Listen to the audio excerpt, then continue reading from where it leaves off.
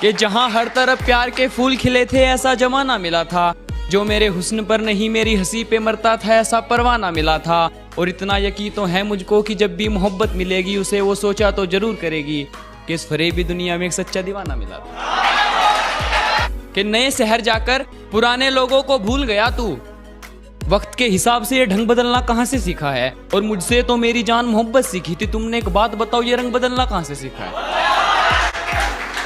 और यकीन करने की मिट्टी जहरीली हो गई थी, यकीन करने की मिट्टी जहरीली हो गई थी, उसमें भी ये लड़का मोहब्बत के बाग लगा सकता था। और किसी की मुस्कान के आगे खुद को बुझा लिया इसने, वरना चाहता तो शहर में आग लगा सकता था। ये बहुत ही नाजुक सा रिश्ता निभाना पड़ता है किसी के दिल की बात का मर्म होने के लिए, और वादे तोड़कर जीना इतना भी आसान नहीं है यारो, हिम्मत चाहिए बेशरम होने के लिए।